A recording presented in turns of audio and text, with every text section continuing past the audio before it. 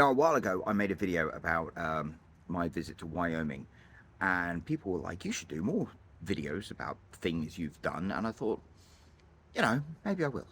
So I thought I'd come out tonight. It's a beautiful, beautiful night, November the 9th, 2023. And I thought I'd have a beer and tell a story.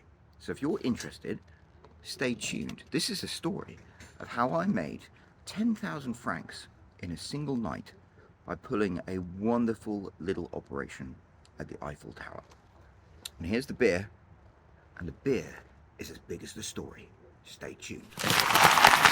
Hi guys, it's me. And cheers! Here is a big old beer that I'm having, and this is quite a big boy of a beer. This is a litre of beer. And I chose this beer for this story because it makes me think of Paris. I drank a lot of beer in Paris. I drank a lot of beer in many places, but I used to live and work in Paris. It's in the early part of the 2000s, like 2001 to 2004. And Ernest Hemingway was right. Paris is a movable feast. It's like once you've lived there as a young man, it stays with you forever. And if I had to make a choice, I would always pick New York over anywhere in the entire world. But Paris owns a piece of my heart forever. And in Paris, when you drink a beer, normally, Parisians, the French, they don't drink like us British.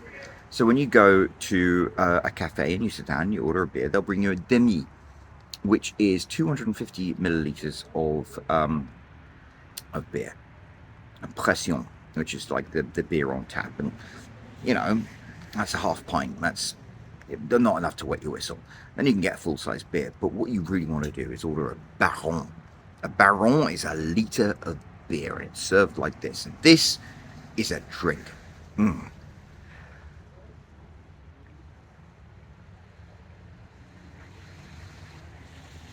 I could do a whole video of me just chugging that bad boy. But let me tell you about Paris. And the reason I'm telling you this story is because I was thinking about James Bond recently. And as much as I love James Bond, and James Bond resonates with me, and I love the books and stuff, my greatest literary love and the greatest inspiration in my life has always been The Saint. And The Saint is different to James Bond. There are many similarities. In many ways, James Bond wouldn't exist without The Saint. But the thing about The Saint was, he was a crook. He's called the Robin Hood of modern crime. And if you know anything about Robin Hood, you know he robbed the rich and gave to the poor, keeping a nice little percentage for himself. And that's what The Saint did. The Saint was a modern day Robin Hood. So he was a crook, and he stole from other crooks, and he kept 10% for himself, and then he gave it back. And the author Leslie Charteris wrote these wonderful stories over the course of like 60, 70 years, with Simon Templar, the Saint, pulling these wonderful heists. And Simon Templar, he didn't have a boss. He didn't have a job. He just did what he wanted to. And he did what was right. And he would get inspired by these mad schemes and follow through on them. He wanted to punish the ungodly. These were bad people. Or people he subjectively thought were bad. Some of them were objectively bad. Drug dealers and anarchists and stuff. And some were just crooks that he decided he would be a crook too. And I just found that so inspirational. I've kind of, ever since I started reading the same books, it kind of ruined my life. Because I was like, you know what? I don't want to have a boss. I don't want to work a job. I don't want to have to live by these stupid rules that society gives you. And I've always been a bit of a rebel ever since then. And I've always been a bit audacious. And perhaps in my life, one of the schemes that always makes me think of like where my audacity came from was a little operation I pulled in Paris in 2002. And it's holy crap, it's 21 years later now. So, there are girls out drinking tonight who are older than this, who are younger than this story that I'm about to tell you. But 2002, Paris.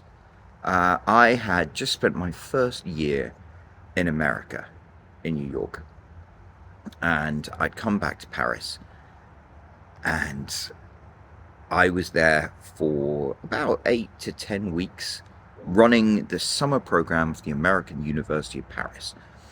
And what that meant was I was the director of this program where all these kids from New York and New Jersey and Connecticut and stuff would come and stay in a hotel in Paris for 5 weeks.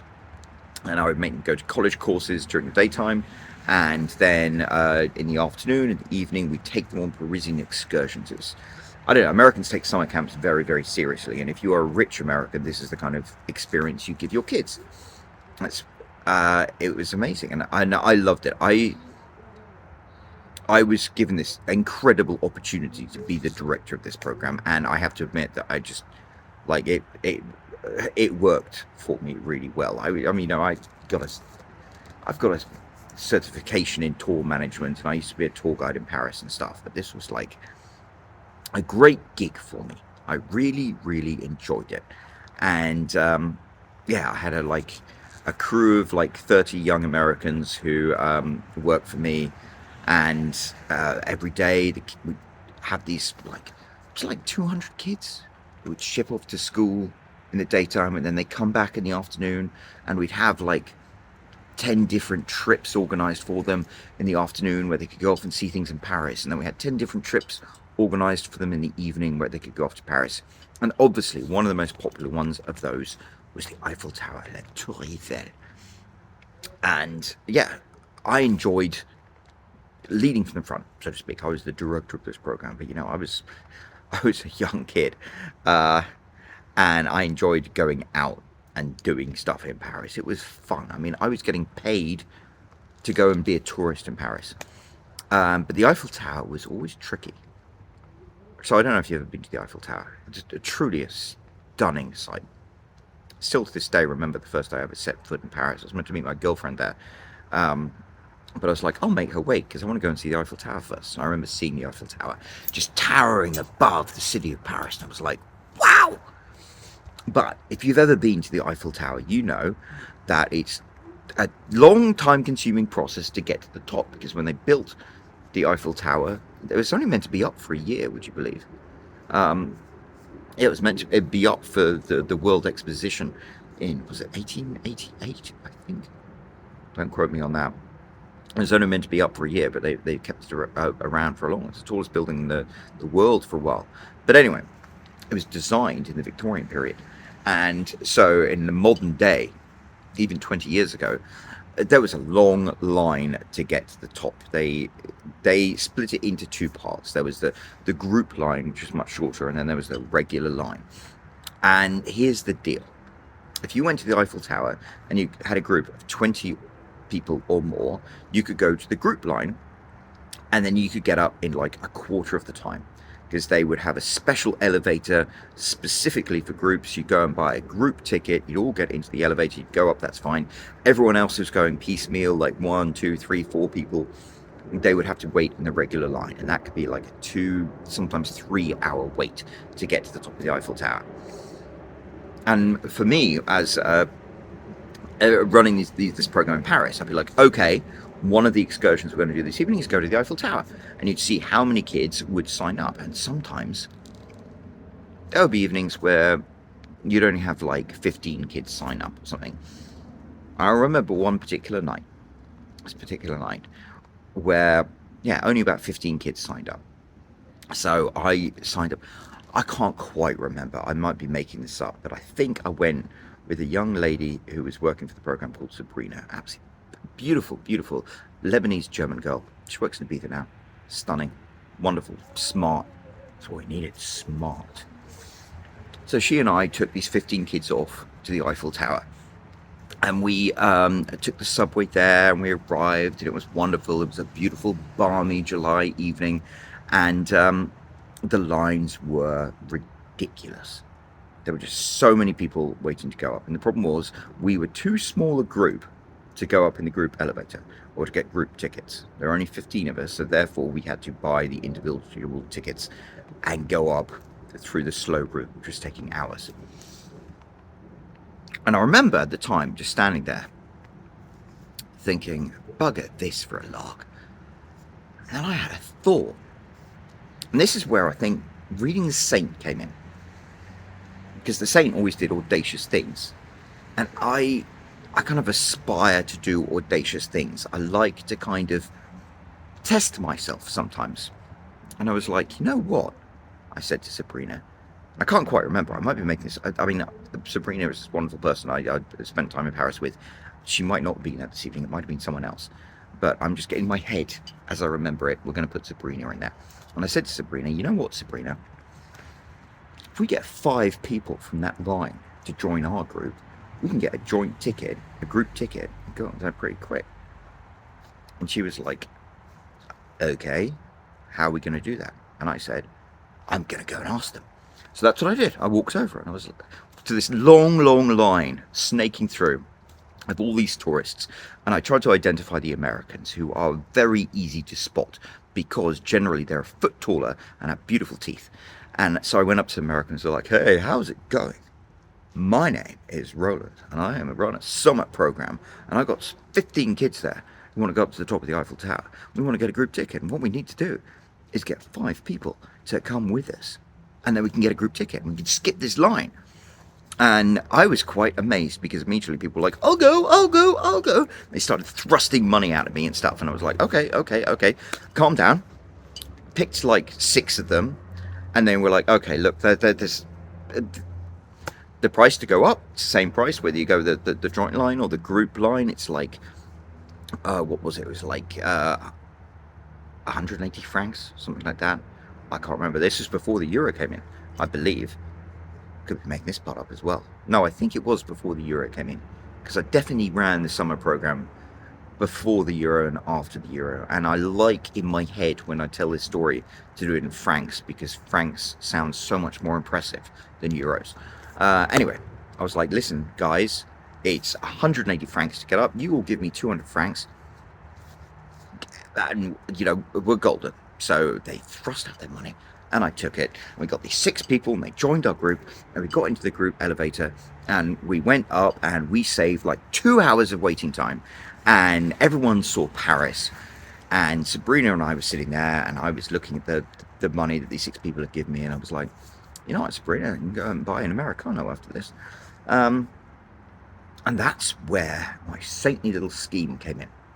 Because we came back from the Eiffel Tower, we went back, we put the kids back to their rooms, and we did roll call and stuff like that. And then we went back to the office, and there was a very strict no drinking policy when you're running the summer program, which I completely ignored. I was drinking a bottle of champagne with Sabrina, and I was like, we're on to something here. Honestly, Sabrina, if you ever watch this, I doubt it. Very much doubt Sabrina is ever going to watch this. If I've just usurped you and put you into the story and it was someone else, first of all, I apologize to you. And secondly, I apologize to the person who I usurped you with. But there was somebody there who I was like, you know what? We're onto something with this. Because I was like, we got 6 people in to come up here. We made a few bucks from them. So the next day, I was like, okay, I'm going to run an excursion to the Eiffel Tower tonight. Let's see how it goes. And yeah, I think it was like 18 kids turned up, signed up for the excursion to the Eiffel Tower, and I said I would take it. I went off, and I'll put Sabrina back in the story because I don't know if there was anyone else, but she came with me. She was cognizant of this. She was a smart girl. And we got to the Eiffel Tower. No, we didn't get to the Eiffel Tower. This is before the whole thing began. I was like, you know what? This is a good little racket I've got going on here. But if I want to scale it, we have to be legit. So there I was, director of a legitimate summer program for kids. And it was a wonderful program. It was great. But I was like, we need badges. So I made up this company. What is it, study abroad or something like that, and just, you know, with my little Photoshop skills, it wasn't even Photoshop back then, it was like Coral Draw or something, made up a bunch of badges and put my photo on there and put official looking IDs, printed them out, and printed one out for Sabrina, little badges with this fictional company we put on there, bonk like that, and put on clipboards and put some things. And I was like, come on love, let's go down to the Eiffel Tower. So we took our 18 kids down to the Eiffel Tower, and the kids were like, why are you wearing those badges? They're for a company that isn't doing this. And I was like, don't worry, kids. we're going to save you 2 hours waiting in line, so just stick with me. And so we did. So we arrived at the Eiffel Tower, and then I was like, okay, Sabrina, you watch these kids. I'm going to go and do my job. And so I went off to the long, long line of people waiting patiently for 3 hours to go up to the top of the Eiffel Tower. And I was like, hey, listen, guys, I'm from a summer company. Look at this badge. Look at this badge. Yeah, I've got a badge. That means I'm serious. If you guys want to skip the line and come up with me as part of the group ticket, we can make that happen. And this time I got, just like the night before, like a bunch of American tourists were like, yeah, we'll do that. And they came on board, and I was like, okay, look, it's 180 francs to go up there. You slip me 250 francs, I'll get you the ticket. And they were like, 250 francs compared to 180 francs, you get to skip 2 hours of the line. That sounds good to me. And they just thrust it into my hand. And I specifically picked that because it was a really good cash with it. This is 2002, remember? So this is when people use cash. They'd like hand me the cash, and then I'd go and buy the tickets, and I'd have the cash.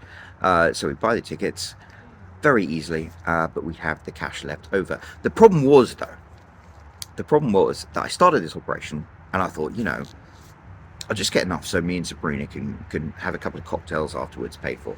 But I was a victim of my own success because I'd made the badges, right? And so I had the badges and I had the clipboard.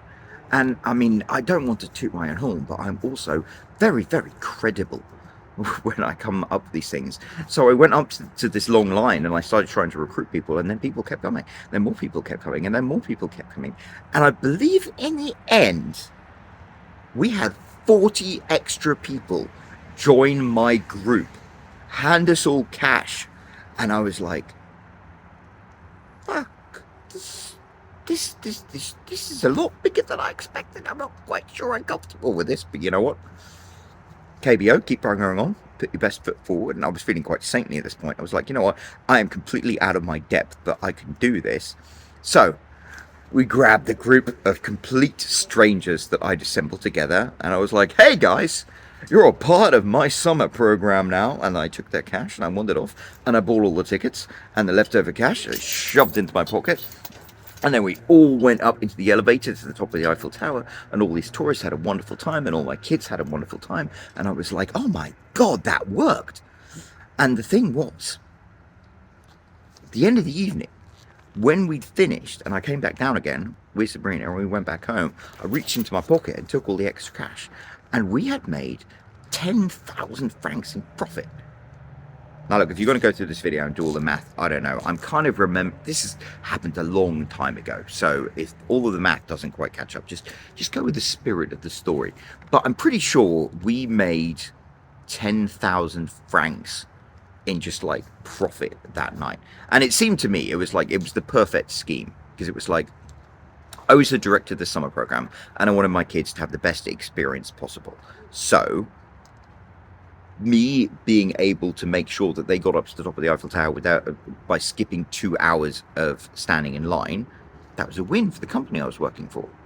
And it didn't cost the company anything, because the people that I recruited in were paying for their own tickets. That's fine. And the people who I recruited in, they were happy. They didn't mind paying a little more because they skipped 2 hours of line. So they got up there as well. And then me and Sabrina, we were like, holy shit, 10,000 francs. 10,000 francs, do you know what that is? That's, I think that's close to 1,000 quid back in the day, or $1,000. Anyway, that was quite a good bit of money. So a bunch of us, when the summer program ended, we were allowed to like let loose a bit. We all went off to Man Ray, which is this wonderful restaurant in Paris. We made $1,000 meal. I love it. I just look back sometimes at my life, and I'm like, I got to be a little playboy in Paris doing stuff like that. But I remember that whole meal, and every cocktail I had, and all of the laughs I had with my friends, it just felt a little bit sweeter, because I was like, you know what? I did some saintly business doing this. Simon Templar would have been proud of me. Just going up to complete strangers and offering them this thing. And then, I don't know, it's just this audacity. And I love it. And I still, to this day, like, I remember when I first moved to New York, I used to write for a fashion magazine, and the couple who ran that fashion magazine, they lived in Brooklyn, and when we had parties on the rooftop, they were like, "Go and talk to our neighbours, because you don't seem to care about talking to anyone." And that is one of the things that I'm very, I don't know, that I'm blessed with. I have no shame. I'll go up and talk to complete strangers, but like the ability to do that and the audacity to do that in Paris, I was quite impressed with myself. And I don't know, you might think I sound like a wanker, but I thought I would tell this story because it's a fun story to tell. The night I made 10,000 francs pulling a little, I wouldn't call it a scam, because no one gets scammed. Everyone won. It was a win for everybody. Eiffel Tower got paid. These American tourists got up and skipped 2 hours of lines. All my kids from the summer program skipped 2 hours of lines, which reflected well on the summer program, which didn't have to pay any money because all these tourists were paying for their tickets up there. And Sabrina and I got to go out and have a slap-up meal with all our friends at Man Ray. It was a good deal for everyone. Win-win. But the thing to me, I look back on, it's like, wasn't it fun to just have the audacity to pull something like that, to make up a company and go up and recruit complete strangers and accept cash for them for this? I was like, I can't believe I'm doing this. Just the audacity of it, but it was addictive. It was great. I loved it. Just one of the adventures I had where, the gift of the gab worked in my favour, but it was fun. And that was one of, I look back and that was one of the experiences in my life that I thought was quite saintly. I think Simon Templar would have been quite proud of me of that. James Bond wouldn't have done that. Because, that's not who James Bond is. And that's why I think, as I look through my life and I look through all the inspirations of my life, James Bond, wonderful, yeah, but it's the saint who really, really just gels with me. And it's because of that wild, rebellious, audacious, Robin Hood type attitude the saint had. What I said, they say at the end of every saint book, to those with furled umbrellas and secret buccaneering dreams. That's it. I love that, and I hope that's, I look forward one day to telling my kids about these ridiculous adventures I had when I was younger. Because now, I'm in my 40s, I'm trying to pretend to be a respectable human being, but I was quite a disrespectful human being for quite a long time, and I quite enjoyed it. I'm not a bad person, but, you did things that other people wouldn't be comfortable doing. And that's what's great in life, when you have whatever it is inside of you to be able to do that. So, I don't know. I just thought it would be fun to tell that story. I hope you enjoyed it. And if you did, let me know. Leave a comment down below and say, hey, I enjoyed the story. And if you thought I sounded like a pretentious dickbag and you never want to hear this kind of shit again, then let me know in the comment section down below. It's all engagement, baby. There's no such thing as bad publicity, as Oscar Wilde said. So, but yeah, I enjoyed telling the story. I didn't finish this beer because I was talking too much, but that's fairly typical. Anyway, have a wonderful night, and I'll speak to you later. Ciao. I'm Roland. I've sold 67,000 copies of my books. If you want to find out how I did it, I've got a link right here you can click. And otherwise, don't forget to subscribe. I've got more videos coming soon. Thank you.